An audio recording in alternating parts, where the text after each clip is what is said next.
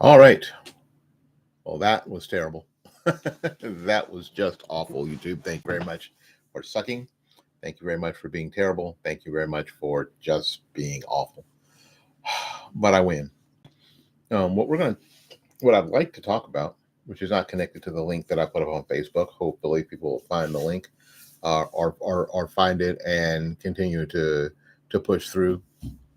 Was the importance of local ballots and local initiatives, because that's really what it's all about. I know that the presidential election every 4 years sucks all the oxygen out of the room, every bit of the oxygen out of the room, because people are just. I mean, it's easy. It's easy. The national press is involved, and the state press is involved, and everybody's involved, and everybody, you're here, in this house and every other house in the block has an opinion, and now we have a way to express that opinion. So it is the thing that is seemingly most pressing on everybody's mind. But it's not always the most important. Not that it isn't important. So don't get it. Don't get me wrong here. Not that it isn't important, but that isn't necessarily the most important at every level. It is not. Um, so we want to have a conversation about what things, especially here in Florida, are on our local ballots, and the importance of what's local, and the importance of what's state, because that is really a lot of the time what's really important, um, or more important, or at least just as important. Uh, I first want to get to the 2024 constitutional amendments for the general election ballot. I think that this is extremely important, um, because there are some things on the ballot that are proposed constitutional amendments. So let me help you with that. That is going those things will be embedded into the Florida Constitution. That means at that point they will for the most part be undeniable. They will be um, the thing. They'll be the law. It'll be the law. So it's important that we understand the importance of that. Let me see. I'm trying to look around my microphone to see. There you go. What stream I'm on? There you go. Okay. I have so many windows open that crap doesn't work sometimes. Um, so we need to go in and find out these things that are part of the uh, that are proposed parts of the Florida Constitution, and I think that that's extremely important. I think that a lot of times we just, for instance, will when I see these, I say no to everything, just as a matter of course, and I do that because at least I know nothing will change. So when it says constitutional amendment, proposed constitutional amendment, I just hit no. I circle in no, no, no, no, no, no, no, no. And I do that for a reason, for two reasons. First of all, I know nothing will change. Second of all, a lot of times when we see this, the devil's in the details, because the thing that you see, even if you read it, isn't necessarily going to be the law. It's got to go backwards through the process. And in going backwards through the process, when that means it needs to go back into the legislature and they need to create a law that becomes part of the Constitution. And we never know. You never know what that's going to be and what that's going to entail. So unless it comes from the correct side of the process through the process to the end result, it is to be avoided at all cost. It is to be avoided at all cost. Because we've been taught and that we need to have more citizen initiatives. Now, there are two kinds of ballot initiatives. Did you know that? Did you know that there are two kinds of ballot initiatives? The first ballot initiative is one that is legislatively initiated. It comes with the legislature because there's something they like to make easier for themselves to get more things done, I guess, or get different things done. That my golf club fell over. Sorry. My wife be so upset that you could see my golf clubs. They fell over. There you go. Anyway, and the other is what you see when you go to Publix, or you go to the DMV, or you go to the tax office, and people are outside with petitions. Ballot petition initiatives. Now, and those are all developed by some sort of special interest. It's funny how special interests sometimes are bad. Special interest, we need to eliminate special interest. But then you'll go, in the Publix, and some stranger will walk up to you with a clipboard, ask you if you're a registered voter, and get you to sign a petition for this or that. And the people who are sponsoring that petition, paying $1 a piece for petitions signed, is a special interest. Are special interests good or are they bad? I don't know. Y'all got me in the mix here. I'm not really sure of what you're talking about. I'm not. Anyway, and they are different. So we're going to talk a little bit about those right now. Let's see. So there are proposed constitutional amendments to the general election that's on the ballot for November 5th, 2024. Here we go. Here are the amendments. Partisan election of district school boards. Number 2, constitutional amendment, the right to fish and hunt. Number 3, the next two obviously are going to be the most controversial. Number 3 is the adult use of personal marijuana. That's legalizing recreational marijuana. Okay. Number 4 is the amendment to limit government's interference with abortion, and that sounds okay on the surface, but we will get into it. Number 5 is the annual adjustment to the value of certain homestead exemptions. Number 6 is the repeal of public campaign financing requirement. Okay. All right, let's hop in. Number 1, partisan election of members of school boards. Here in Hillsborough County, where I live, school board elections are nonpartisan. Sorry. Yeah. Okay. In any case, that means that when you go to vote, there isn't an R or a D or an I or or an S for the Socialist Party after the person's name. So that's not there. It's just their name. So it isn't necessarily a partisan. So there's not a Democrat versus running against an independent, or an independent running against a Republican, or a Green Party running against the Democrat. That's not what's there. At least that's not what you see. Now, if you do some investigation, a little bit of investigation, not very much, you can find out where people line up. But that's on you. Here's what the ballot summary says. Proposing an amendment to the state constitution to require members of a district school board to be elected in a partisan election rather than a nonpartisan election, and to specify that the amendment only applies to elections held on or after November 2026, general election. However, partisan primary elections may occur before that election for purposes of nominating political party candidates to that office or placement of the 2026 general election ballot. That would mean my county would have to switch from its nonpartisan to a partisan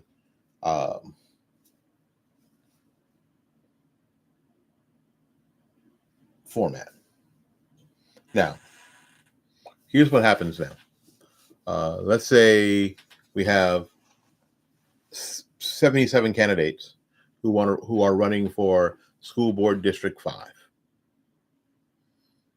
Here's what happens. They run in the primary, and if nobody gets 50% or 51% of the vote, then the top 2 vote getters face off in the general election. Now, unless you know something about these people, unless you're willing to do a little bit of investigation, by looking at the ballots, you don't know if they're Republican or Democrat or independent or socialist or Green Party. You don't know. You don't. With this amendment passing, that means that you will know. And everything attached to the party that they are a member of, whether it be Green Party or Socialist Party, you will attach to that person because they will have attached themselves to it. Right? Do you want that? Do you want that? I'm gonna tell you, in my, here where I live, it would make it easier for Republicans to get elected to the school board. Because the dirty little secret is that none of it is nonpartisan. Everybody knows who everybody is. At that local level, everybody knows who the Democrats are. Everybody knows. And if everybody knows who the Democrats are, everybody knows who the Republicans are. Everybody knows who the real independents are, and there aren't many. Everybody knows who the real Green Party people are, and there aren't any. Everybody knows. So, do you think it would be better that the state decide that they are going to codify this party system at the most basic of local levels? Do you think it's a good idea?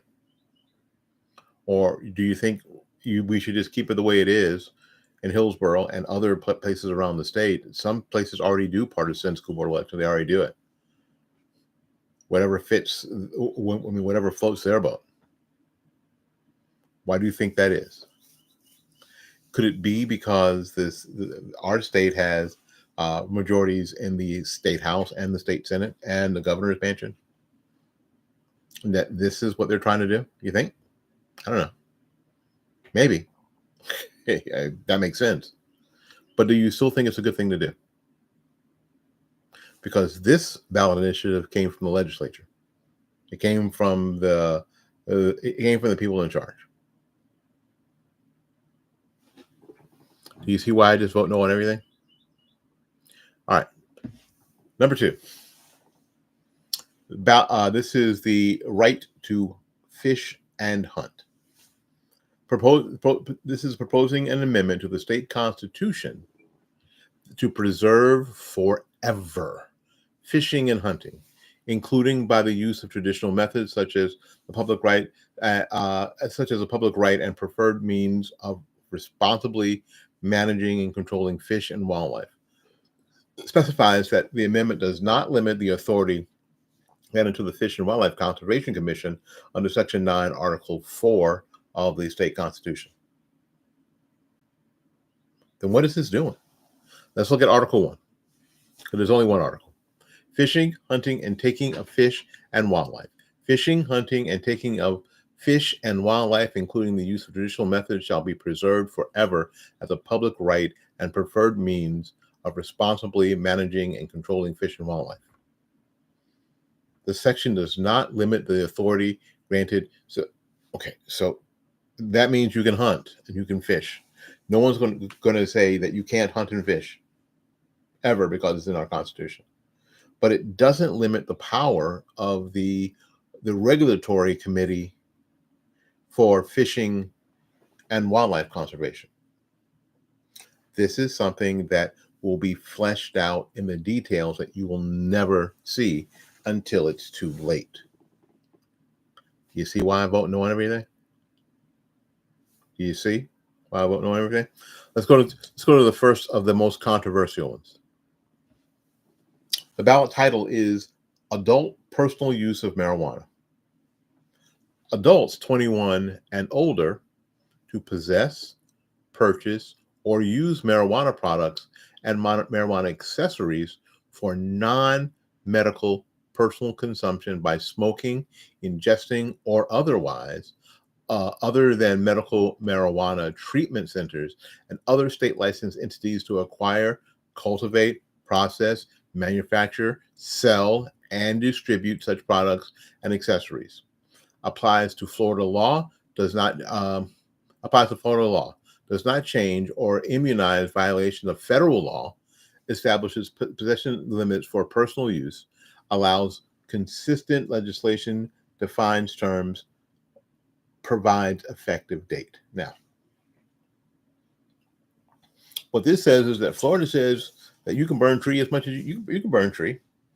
Know that the feds say you can't. So every single solitary person that gets busted for marijuana is suddenly a federal law.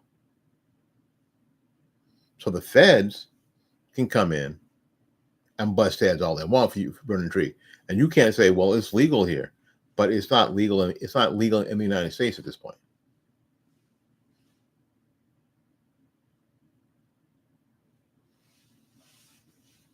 But this is not what's being told. This is being sold as, hey, if you vote yes on Amendment 3, you'll be able to burn tree. You'll be able to wake up. I mean, you'll be able to wake and bake if you want. You'll be able to hotbox in your car.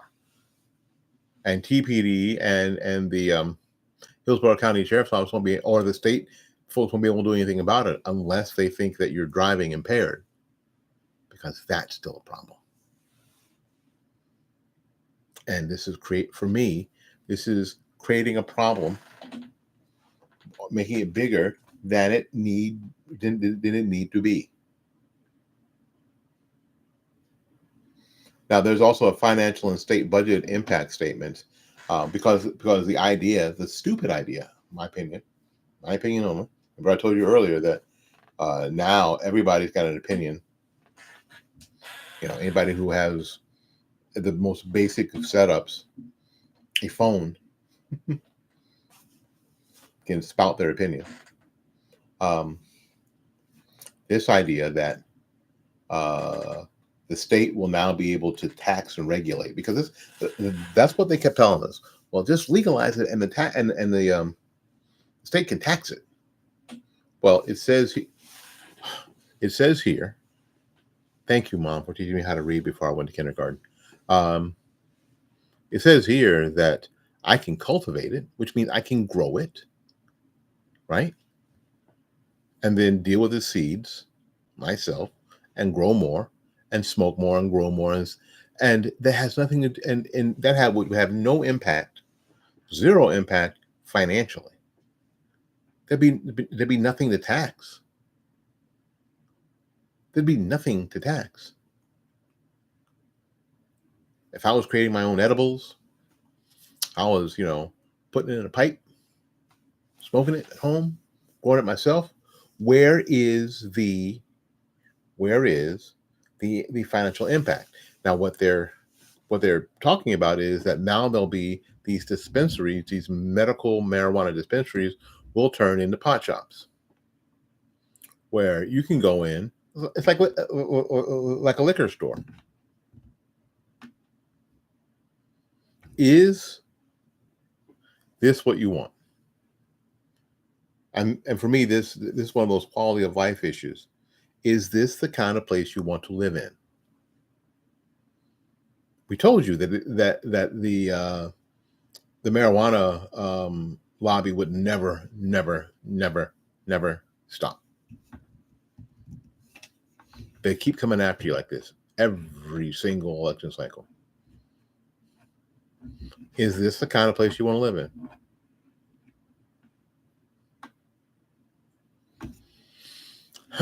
Anyway, all right.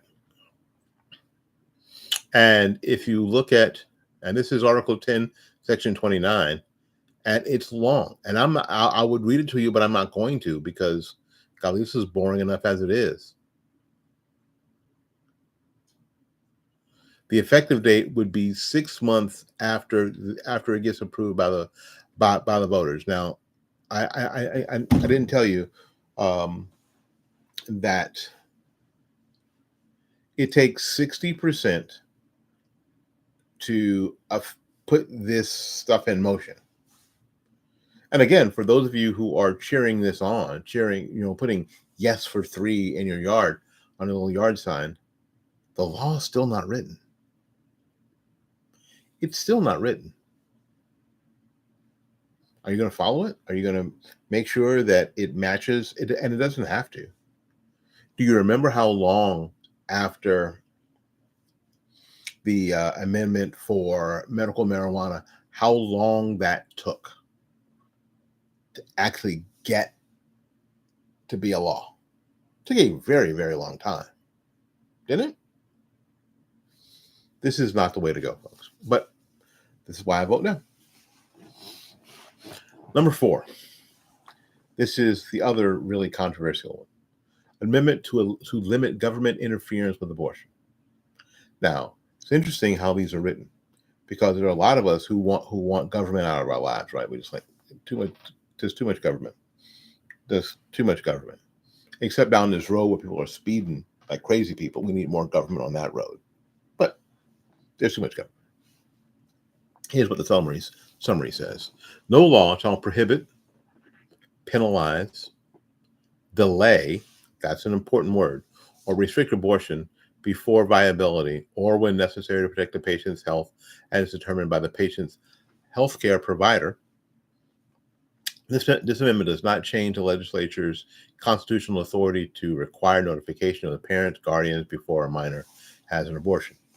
Now, no law shall prohibit, which means that it would be now abortion on demand. Penalize, which means you can't penalize doctors. Nobody was locking up doctors. Nobody was locking up pregnant women for having abortion. That wasn't happening. But this amendment sort of alludes to the fact that it was, or it might be happening. Delay was happening because there was a, you have to see an ultrasound before you kill your kid, or restrict, wide open, before viability. Now, viability, of course, we are still battling that out, right? Some people believe there's no viability until the child is born, which means late-term abortions could still happen. And late-term abortions are basically murder, killing the child once it's born or right before it's born. And what are we finding out? We're finding out that sooner and sooner, earlier and earlier, children are born and are surviving. They are surviving, at 30 weeks, 25 weeks, and sometimes earlier. So how soon will it be? How soon will it be before we are able to save children born at 16 weeks? Yeah, I don't know. We were under the impression not too long ago that if the child wasn't full term, then there'll be problems. And we also have the conundrum, the problem of saying exactly how pregnant somebody is, because that the date of inception, kind of hard to know.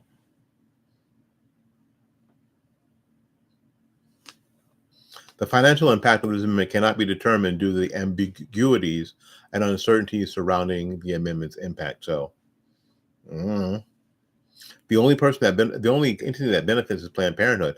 And if Planned Parenthood says, that they are the patient's healthcare provider, then there's nothing we can do.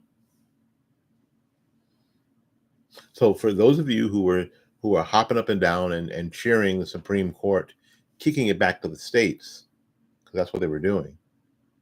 And for those of us who should have been said, okay, now the work is here. Now the work is here. Are you willing to do the work? Are you willing to do the work? Are you willing to do the work? Do you see why I vote no all the time? Number 5. This is the ballot or ballot title says annual adjustments to the value of certain homestead exemptions. Here's a summary. Proposing an amendment to the state constitution of Florida to require annual adjustments for inflation to the value of a current or future homestead exemption that applies solely to levies other than school district levies for every person who has a legal or equitable title to real estate and maintains therein the permanent residence of the owner, or another person legally or naturally dependent on the owner is eligible. This amendment takes effect January 1st, 2025. Now, for a lot of people who don't own homes, who've never been through the process, who have been perpetual renters, you may not know, there is a homestead exemption for people who own homes, and I think that homestead exemption is $25,000. So what happens is the county comes by and assesses your property. Sometimes they come by, most times they do not. They assess the value of your property. So we just got that notice in for our house for just recently, probably last week. And then they decide, based on their assessment, how much tax you should pay, how much property tax you should pay. Now, that value, $25,000 is chopped off the top. And what's left is what they decide to tax you on. Not every detail explained, but that's the generality right there. Now, what's happened is because of inflation, even being taxed on that part is tough, because what's happening to, with all these companies buying houses, going in and making cash deal on houses, what's happening to your property tax, the value of your home, it's going up much, much higher than you have any control over. And you don't have any control over it. You don't have any control over it. Your property value, you're sitting in your house. We've been in this house since 1999. It has not been painted. It does have a new roof. It's not been painted. It doesn't have new windows. It doesn't have solar panels. It doesn't have a pool. Pools don't raise the value of your home. It's just a hole in your backyard you're throwing money in. You know what I'm saying? All the things that would raise the property value since 99 are not done in this home. But this home now, we watch its supposed value increase only by what's happening around it. So we're sitting in this house watching the taxes on this house increase when nothing is happening. Now I am painting the cabinets. As soon as we leave here, I'm going out there and putting primer on these cabinets that have been there since the 80s. 86. So what they're saying in this amendment is that this would give a break to some people as your property values continue. That amount, that 25,000, may sometimes be more than 25,000 that they take off the top. But it doesn't mention anything about it being less than 25 grand if inflation, I don't know, makes a turn down. And you'd still take the same hit for the schools and that kind of stuff.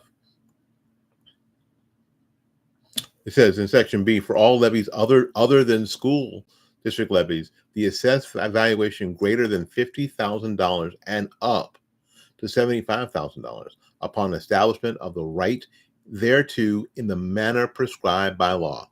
The real estate may be held by legal equitable title by the entities jointly in common and in as in condominium, or directly by stock ownership of membership representing the owner or the member's propriety interest in corporations owning a fee or a leasehold. On and on and on. And it goes on for pages.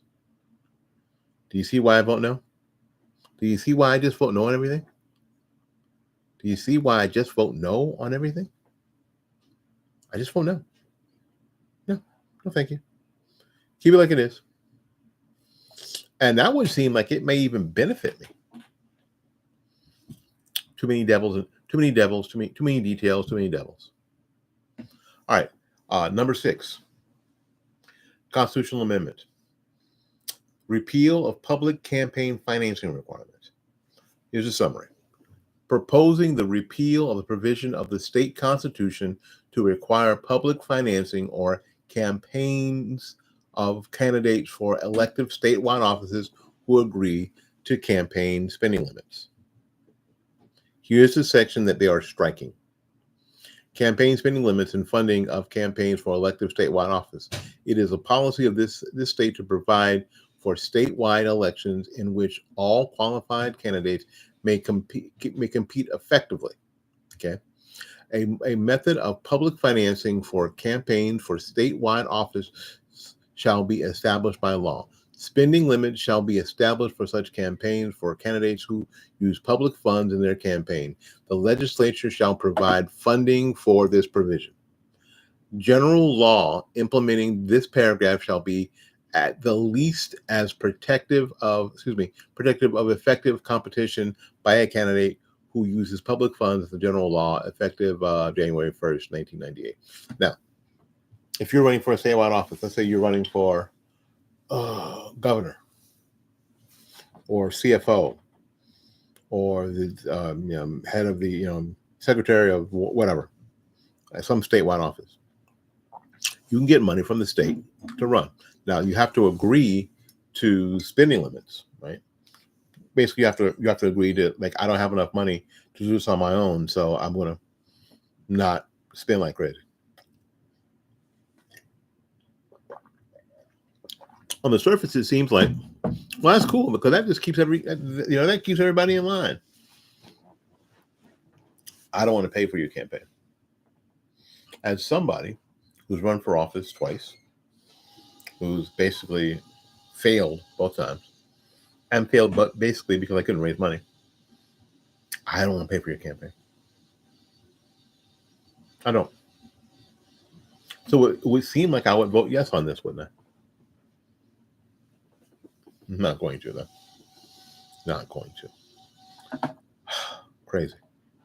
Absolutely insane. All right. Now we're going to go more local and get out of here. The what's the name of this bill? This tax for Tampa is the CIT, as it's called, the community investment tax. It's time to re-up the community investment tax. Whenever they have these initiatives that are supposed to at some point sunset, too many things always get attached to them, and then people get used to the money.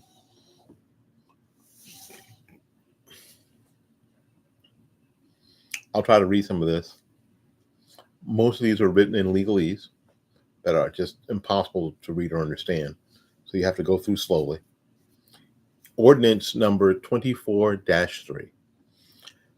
An ordinance of the Board of County Commissioners of Hillsborough County, Florida, regarding the half-cent local community infrastructure surtax, known locally as the community investment tax, providing for the renewal of the levy of the surtax through December 31st, 2041.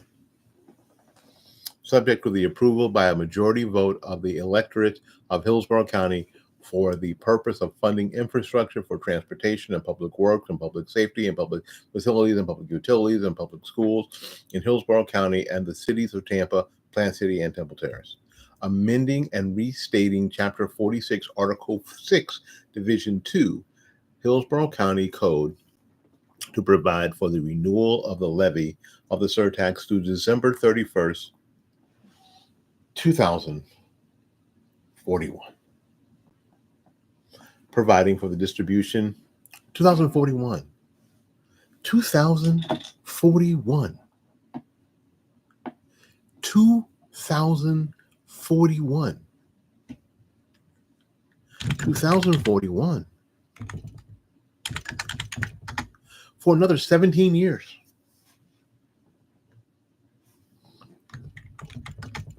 I'll be 80. Actually, I'll be 81. Do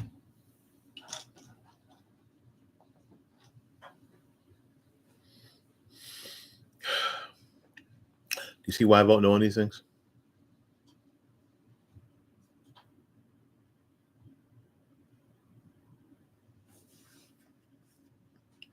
Do you see why I vote no on these things?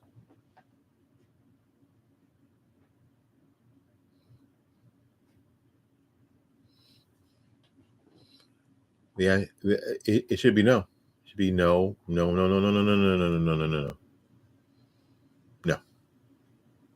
Absolutely not. No. All right, anyway.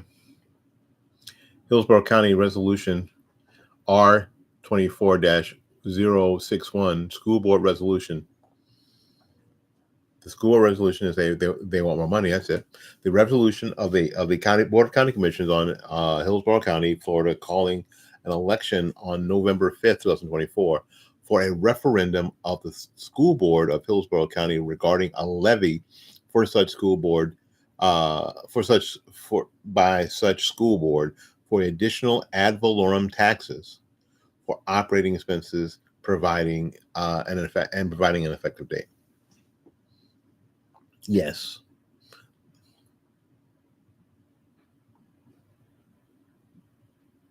And again, pages and pages of stuff.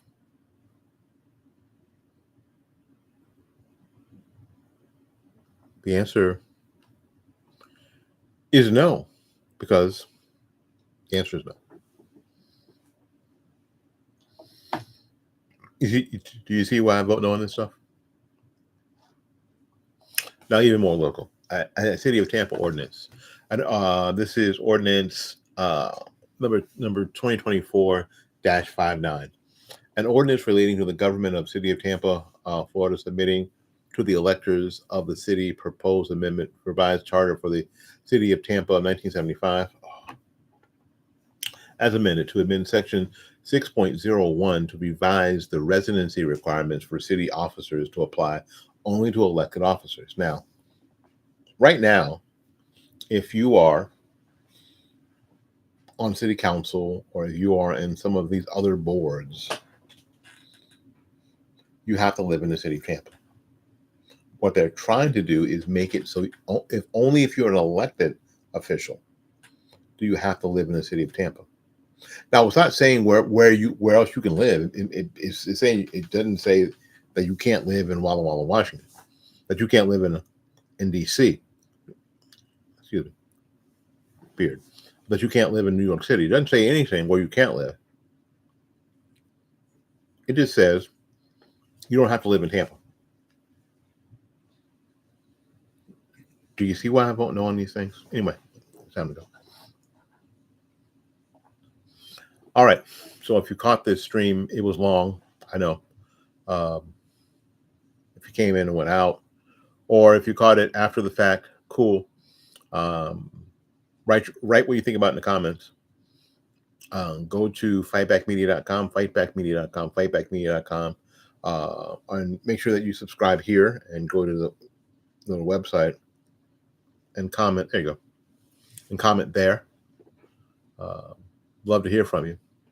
So we got to get out of here and make room for somebody else. So until we see you again, go out there and learn something, love somebody. And for goodness sakes, y'all take care of yourself. We will see you when we see you. Bye-bye now.